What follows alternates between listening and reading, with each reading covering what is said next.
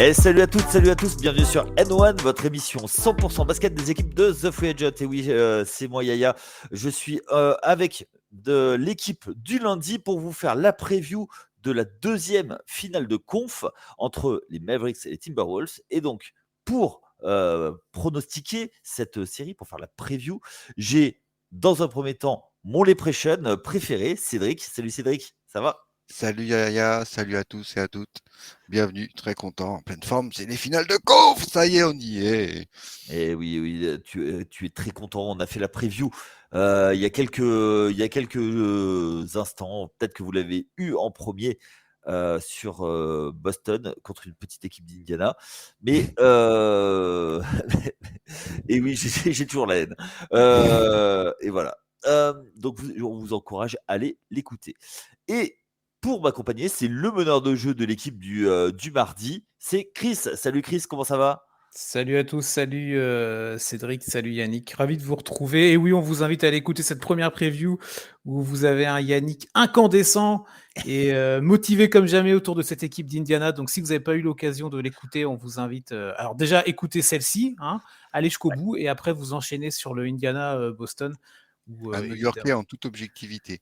Là, en plus, quelques heures, en tout cas quand on a tourné après la défaite des Knicks contre cette équipe d'Indiana. Donc là, vous avez tous les ingrédients pour une régalade absolue.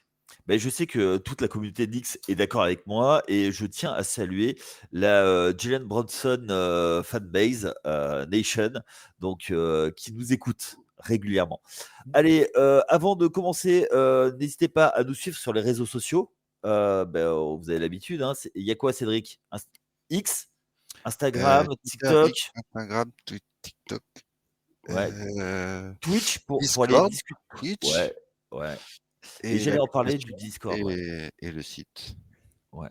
Et le Discord, venez discuter avec nous, notamment sur le Discord communautaire. Vous trouverez ça sur les réseaux sociaux.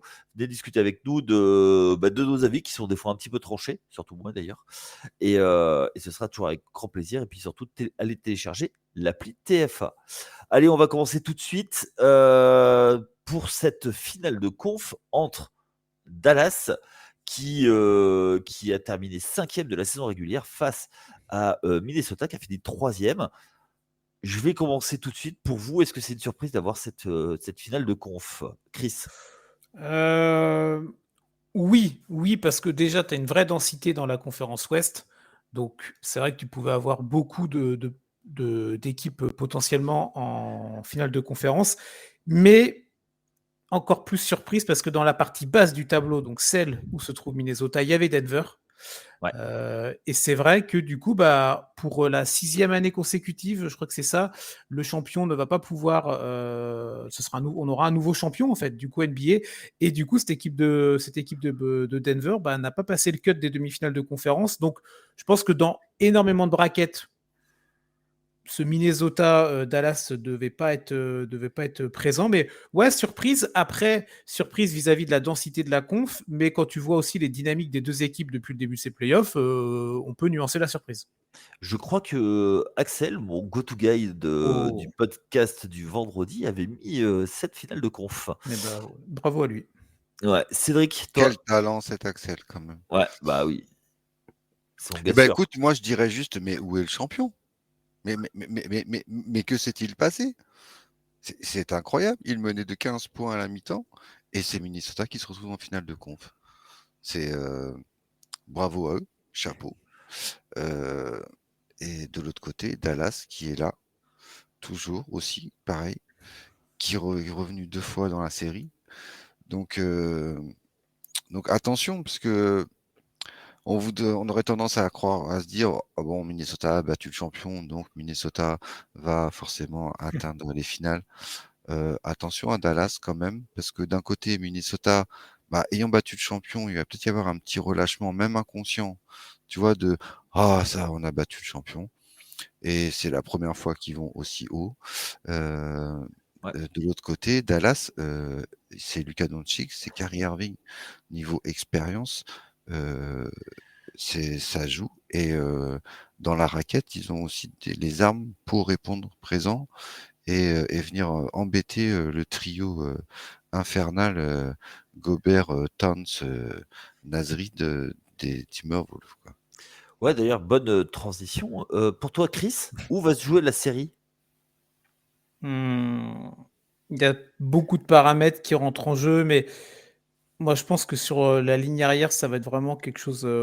Va y avoir des gros exploits, avoir des gros matchs, et on va en prendre plein les yeux. Tu l'as dit, Cédric, du côté des Texans, bah, tu as le duo Irving et Doncic. Bon, Doncic, voilà, on ne le présente plus maintenant. Irving également, mais on a vraiment l'impression, moi je voulais faire le focus sur Irving parce qu'on a cette impression là de retrouver le vrai joueur de basket qu'a été Kyrie Irving époque Cleveland, avec le titre de 2016 en point d'orgue et ce shoot incroyable dans le match 7 contre les Warriors.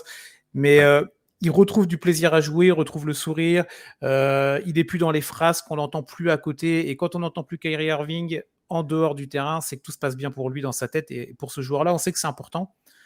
Tout le mental et tout l'environnement qui est autour. Et à Dallas, il a vraiment trouvé cet environnement-là. Il a la confiance du coach, mais surtout, il a la confiance de Luka Doncic. Et ça, je pense que c'est vraiment essentiel pour lui. C'est essentiel pour la construction et la bonne dynamique de l'équipe. Avant, Luka était peut-être un petit peu trop esselé. Là, il sait que s'il a Kyrie Irving qui a la main chaude dans le 4e carton, on l'a vu et revu en saison régulière et en playoff, ou sur certains moments, bah, Luka, il va lâcher la balle, il va distribuer, pardon, parce qu'il a cette capacité à le faire. Et il va laisser les paniers à Kyrie Irving. Et c'est un artiste, ce mec-là. Il a des défauts, mais une de ses principales qualités, c'est que c'est un manieur de balle incroyable. Il peut mettre des paniers que personne d'autre ne peut mettre. Donc, moi, j'attends beaucoup de Kyrie et je pense que je ne serai pas déçu. Et en face, tu as Anthony Edwards, tu as Mike Conley, je vais en parler, mais tu as Anthony Edwards, qui n'a pas été incroyable dans le match 7. Contre Denver, il a eu un très bon moment où il a permis à Minnesota de reprendre l'avantage, mais dans l'ensemble, ça a été assez faiblard, mais ça reste un leader maximum. Là, il est dans une stratosphère qu'il ne connaît pas, les finales de conférence, que lui comme son équipe, donc très curieux de voir comment il va s'en sortir. Je n'ai pas trop de crainte pour lui, je pense qu'il va y aller plein badin. Et Mike Conley, juste pour finir, joueur émérite, joueur légendaire, et le joueur qui fait la différence pour moi dans cette équipe de Minnesota. Il y a une vraie différence, un vrai écart de jeu quand Conley est là et quand Conley n'est pas là. Donc là, la base arrière, pour moi, des deux côtés, pour des raisons différentes, mais ça va partir dans tous les sens et ça va vraiment être intéressant. Ok. Toi, moi, je suis un petit peu entre les deux parce que j'ai l'impression que comment dire ça? L'intérieur de Minnesota, bah, en fait, en face, il y a tout pour les embêter. Et inversement, la traction arrière de Dallas, il y a tout pour embêter en face. Donc ça va être un duel hyper tactique. Et je pense que du coup, ce qui peut faire la diff, ça va être sur le banc entre Jason Kidd et face à Chris Min. Finch, pardon. Finch. Non, c'est parce que j'ai regardé le roster des Lakers en 2005 avec Chris Min, justement. Oui, Chris Finch, j'ai hâte de voir comment les deux coachs vont pouvoir se répondre parce qu'ils sont rookies à ce niveau-là. Je sais pas ce que vous en pensez, les gars. Carrément. Et il y a un truc qui me tracasse quand même, c'est qui va arrêter Ant du côté de Dallas. Comment ils vont faire pour l'empêcher de pénétrer, de jouer son jeu, de faire ses mi-distances, tu vois, pour moi, la clé, c'est vraiment Anthony Edwards, pardon. Sur cette série-là, quoi. Je pense qu'il peut faire une grosse série et porter son équipe et emmener son équipe en finale NBA, quoi. Alors là, moi, là-dessus, j'ai une théorie, c'est que quand tu as une équation comme ça, bah, tu l'isoles. Je pense que Anthony Edwards, pour le sortir du truc, tu lui fais faire des fautes. Et surtout, surtout s'il défend sur Luka ou sur Kyrie. Sur Kyrie, c'est pareil, tu fais de l'ISO, pareil sur Luka Doncic, et tu le forces à défendre. Et comme ça, tu vas le sortir du match. Pour Ouais. moi, il y a... Ouais, c'est une stratégie, pardon Yannick, mais que je trouve un peu fragile, toi. Si tu dois juste jouer sur le nombre de fautes de Anthony Mais- Edwards pour espérer qu'il te fasse pas des matchs à 40, euh, Mais si tu l'attaques, si tu le fais défendre pendant 40 minutes, il aura moins de jus en attaque. Hein. Tu peux le cacher en défense. Hein. t'as des Tu mecs peux quand le même, faire des mecs, défendre sur le poste 3. Hein. Tu mets Jaden McDaniels. McDaniel sur Luka Doncic et Conley sur Kyrie Irving et Edwards, il peut se reposer défensivement, tu vois. Ouais. Je trouve que Mais sur les lignes arrière, il y a plus d'armes défensives, tu Mm, vois, mm. du côté de Minnesota que du côté de Dallas. Inversement, offensivement, il y a plus de talent du côté de Dallas sur les lignes arrière qu'à ouais. Minnesota. Bah, il y a un talent indéniable. Mais au bout d'un moment, même si tu le caches pendant une grosse partie du match, faut que tu le découvres à un moment ou un autre. Hein. Oui, oui, il y aura bien des Non, moments. parce que lui, il va pas refuser de défendre. Enfin, tu vois, c'est pas, on l'a bien vu, il aime ça aussi. Donc, mais en cas de faute, tu vois, si jamais il y a des problèmes de faute, bah tu le fais souffler pendant quelques temps, histoire que le chrono il passe et que ça Oui. redevienne bien, quoi, tu vois. Ah, complètement. Mais après, je suis d'accord avec ça. On va voir. Mais je pense que l'aspect tactique sur cette série et les ajustements vont être très très sympas à voir. Oui, après, de toute façon, plus tu montes dans les échelons, là, tu arrives en finale de conférence, donc c'est quand même les 4 dernières équipes sur les 30 du début de saison, sur la ligne de départ. Ouais. Donc c'est sûr qu'au bout d'un moment, tu vas avoir des ajustements, que du match 1 au match 2 au match 3, ça va pas être la même chose. Ouais. Et ça va être les petits détails qui vont faire la différence. Plus ton filtre se rétrécit, plus c'est les détails qui font la diff. Après, tu n'es pas à l'abri d'un match stratosphérique d'une star. Mais sur l'ensemble d'une série, et c'est ça qui est bien avec les playoffs, c'est que ça se joue sur 7 matchs et pas sur 2 matchs, tu vois. Sur 7, tu peux pas avoir 7 exploits. Ouais. Tu vas peut-être en avoir un, mais après, le reste, ça va être des ajustements. Tu vois. Moi, il y a un joueur que je vois bien prendre feu sur un match, tu vois, c'est Tim Hardaway Junior. Tu vois, typiquement, c'est le gars qui va pouvoir te faire gagner un match sur un match et qui va te faire basculer la série. Ah, Ouais, ouais. une grosse surprise, hein, parce qu'il a tourné à 5 minutes sur le dernier match, Tim Hardaway. Ouais, Il est plus mais trop en odeur de Saint-Denis du côté de Dallas. Hein. imagine, Plus un imagine. Derrick Jones qui est en ce moment en train de crever l'écran. Ouais, Lui mais qui justement, devait être transféré en février et qui d'un coup et qui est là et qui aide bien son équipe. Et du coup, il rentre Dallas, sur le il perd terrain trop de en balles. mode desperado, il met 2-3 points d'affilée et il reste sur le terrain. Hein. Ah, mais après, il a le talent, on sait, de pouvoir Ouais, je le se connais bien. transcender et d'éclater comme ça. Ça serait un peu comme Alex Burke qui nous a fait Oui, à dans New la York. série Ouais. à New York, quoi, où le Oui, gars, il a pas joué et quand il rentre, il répond présent, quoi. Tim ouais, Hardaway, a ces capacités-là. Je suis entièrement d'accord avec toi, Yannick. ouais, complètement. Pour vous, qu'est-ce qui c'est que d'autres que vous voyez exploser sur un match pour tout péter? Bah, PG Washington aussi, il nous fait quand même des sacrés playoffs. Ok. Mis à part son dernier match où il n'a pas été là, mais il met les 2 lancers francs de la gagne quand même. Il faut les mettre. Quand tu as 3 lancers francs, il faut quand même en mettre 2. Il y en a beaucoup et des grands joueurs qui en auraient raté. Donc, Nick Anderson? on va pas les nommer comme ça. Voilà. Tout le monde, on n'est pas là pour rappeler les mauvais souvenirs. Voilà, c'est comme ça arrive, quoi. C'est des choses qui arrivent. Puis il les a mis.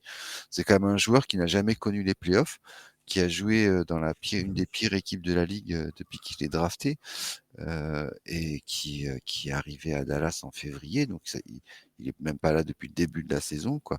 Et t'as Ouais. l'impression qu'il est là depuis 10 ans, quoi, en fait, quoi. Il- et il s'éclate et il se révèle vraiment au grand jour, en fait, tu vois. Enfin, j'aime ce genre d'histoire, en fait, tu vois, dans les playoffs aussi, quoi. Ouais, complètement. Ouais. Moi, sans rentrer dans le côté joueur qui peut exploser, moi, je suis très, très curieux parce qu'on en avait parlé dans la preview précédente. On avait loué le pari pris par Dallas avec les arrivées à la trade deadline de Ouais. certains joueurs et on continue à les applaudir parce que contre les Clippers, c'est passé et contre OKC, c'est passé et une partie en tout cas du succès de cette équipe de Dallas en playoff, ça vient de ces ajustements-là. Ouais. Tu arrives en finale de conférence, mais en face, tu as l'équipe la plus physique des 4 équipes, on va dire, si tu prends à l'Est aussi, qui reste. Une équipe qui a montré toute la saison son impact défensif, qu'il a encore montré contre Denver dans plusieurs matchs. Rappelez-vous les 2 premiers matchs de Minnesota à Denver, où on était tous, en tout cas moi je l'étais, mais je pense qu'on était nombreux à être assez choqués de voir partir Denver à 0-2. Oui, Tu Carrément. vois, ok, que Minnesota ils prennent le premier, on connaît la limonade, tu chopes un peu l'équipe supérieure par surprise, mais même le deuxième match, ils ont continué, il y avait un sentiment d'urgence qu'ils avaient un petit peu perdu après à Minnesota dans la suite de la série, mais il y a vraiment une raquette extrêmement dominante du côté de Minnesota. Rudy Gobert, j'aimerais bien qu'on en parle quelques minutes aussi tout à l'heure, et je suis très curieux de voir si les ajustements d'effectifs de Dallas qu'on loue depuis le début, depuis maintenant 4 mois, 5 mois, est-ce que, encore une fois, ça va être suffisant et ça va être le bon pari contre la meilleure raquette qu'il reste là actuellement dans cette saison NBA, toi? je suis assez d'accord avec toi. J'ai l'impression que ils ont construit l'équipe, les Mavericks, pour affronter Denver. Et que maintenant que Denver s'est fait sortir par une raquette, on va voir ce que ça vaut vraiment, quoi. Ils ont été détrônés comme meilleure raquette parce que Kat et Rudy, ça fait quelque chose, quoi. Ça fait du chantier. Plus tu rajoutes Nasrid, ouais, incroyable. Encore une fois, le match 7 qu'il propose là à Denver, parce que Towns a des problèmes de faute. Quatrième carton de Nasrid, il est très. Ouais, oui, mais Mais ils peuvent se permettre puisqu'ils ont Nasrid derrière. Enfin, tu vois, ouais, du coup, c'est ça, c'est ça. c'est même plus un problème en fait, quoi. Je Et, sais pas. et moi, il y a un truc, moi, qui me. Alors, on part un peu dans tous les sens, mais il y a un truc moi, qui me plaît, c'est que Minnesota, ils ont pris le pari d'aller à rebrousse-poil de la ligue. Dans le sens où ils avaient 4 qui étaient poste 5. Ils ont dit, OK, tout le monde joue petit, on va jouer grand. Il y a des équipes qui ont essayé, qui ont loupé, et eux, ils ont fait leur construction pour pouvoir répondre au small ball qui était partout dans la ligue. Mhm. Et je trouve que ça, c'est intéressant de les voir en finale de conf en ayant fait ce pari et en se calquant un petit peu sur ce que faisait Denver, puisque Denver a pris le pari de jouer très très peu souvent petit, puisqu'ils avaient Jokic. Oui, mais Et- pour moi, la non, limite de ton raisonnement, c'est que toi, c'est ce que tu as dit, c'est parce que à Denver, tu as Jokic, tu as un Ouais. pivot, t'as un pivot all-time, 3 fois MVP sur les 4 dernières années. Donc, Oui, mais regarde, Chris, tu ton construis pivot, autour de lui. Tu as un mec comme ça, tu es ouais, obligé de ton construire autour de pivot, lui. tu peux l'encadrer avec 3 ailiers qui courent et qui shootent à 3 points. Denver, ils ont été chercher Aaron Gordon, qui est un vrai 4. Ils ont été chercher Michael Porter Jr., qui a le physique pour jouer 4 et qui jouerait 4 dans beaucoup d'équipes. Et c'est pareil en face avec McDaniels.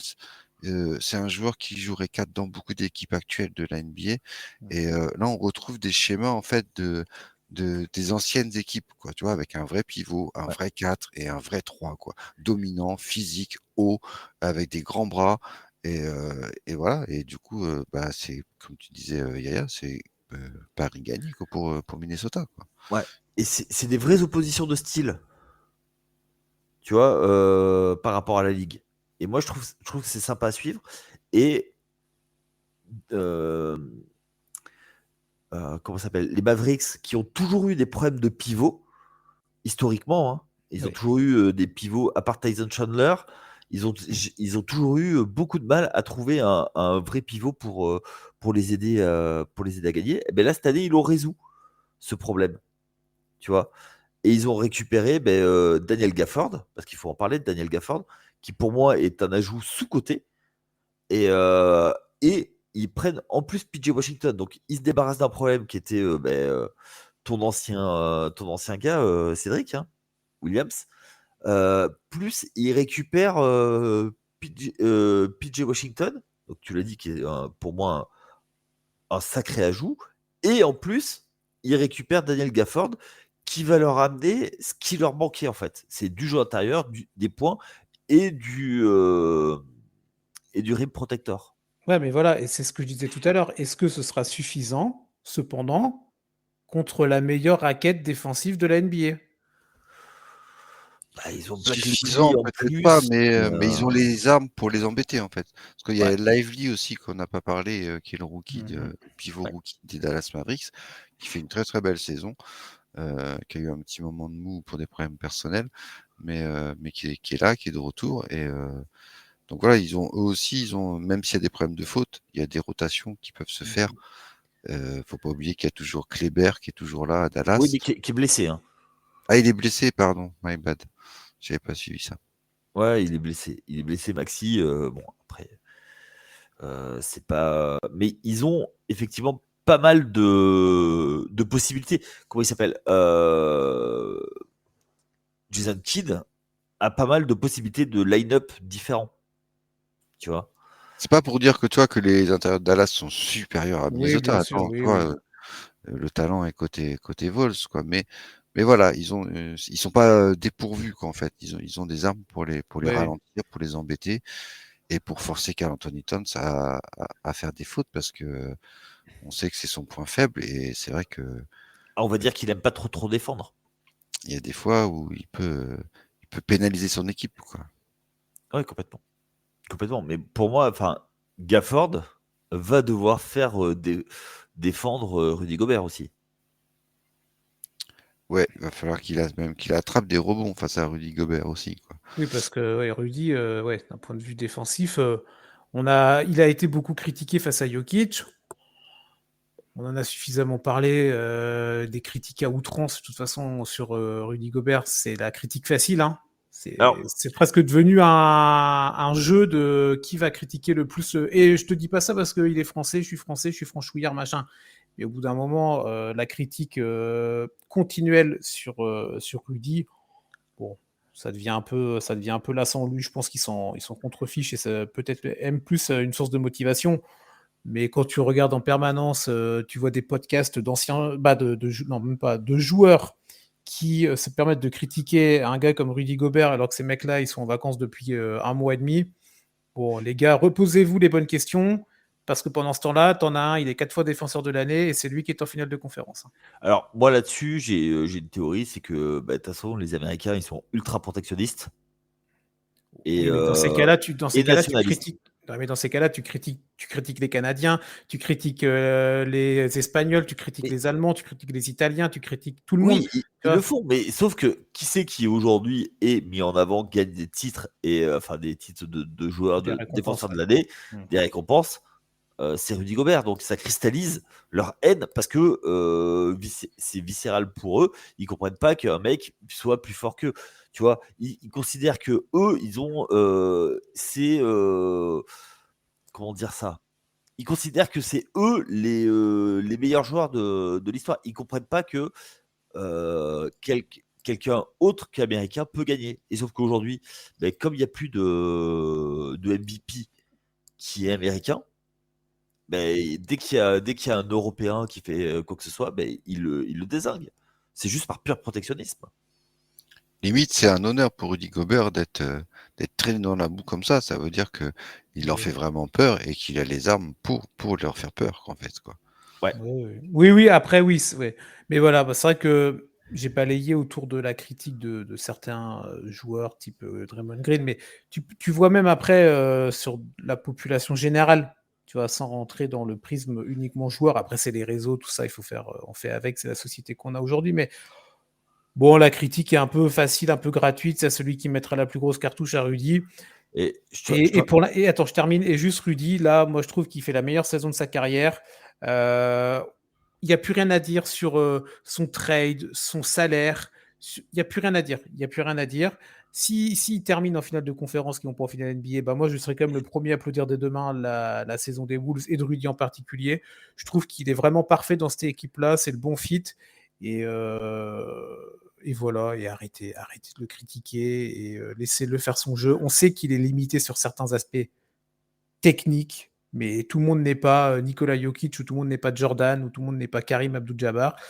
Mais à côté de ça, c'est un mec qui est tellement important et dissuasif que laissez-le faire son jeu, et vous allez voir. Et Minnesota, voilà, ils sont en finale de conf cette année, tu vois.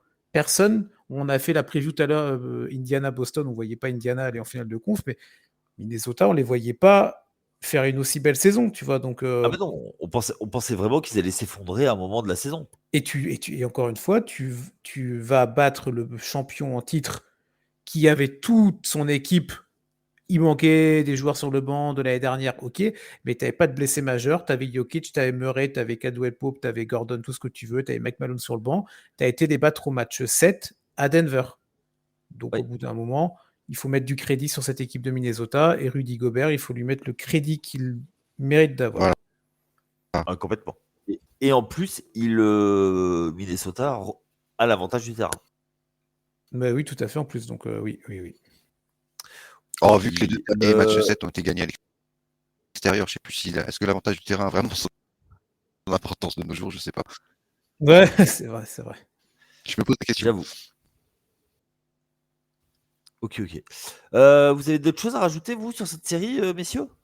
Allez, moi, perso. Ouais, vas-y. Les pronos, voir ce que ça va donner. Les pronos, évidemment. J'y viens. Chris. Ouais. Et un MVP de finale de conf. Oui, ça. J'ai oublié de te le proposer dans la précédente preview, donc tu es bien aimable de m'en parler. Moi, je vois Minnesota parce que ça fait 5 minutes que je fais les louanges, donc de toute façon, c'est mon équipe shoot de l'année. Je suis pas objectif. Minnesota Timberwolves. Anthony Edwards, MVP, score 4-2. Ok. Non, mais c'est pas possible, Chris. T'arrêtes de copier, t'as vu mes fiches ou quoi? C'est ça. 4-2 pour Minnesota. Anthony Edwards, comme je disais tout à l'heure, pour moi, c'est un gros problème pour Dallas, pour le cadenasser. Et du coup, il peut sortir MVP de ses finales de conf. Donc, et avec Minnesota, c'est vraiment une équipe qui est complète des deux côtés du terrain. Ils ont des armes offensives différentes, ils ont des armes défensives en béton. Donc, malgré tout le talent qui est en face, Minnesota devrait gagner et va gagner 4-2 et va aller en finale NBA pour rejoindre les Celtics. Ok, ça marche. Moi, de mon côté, je vois un 4-2 aussi, mais pour Dallas. Moi, je les vois finir à la maison.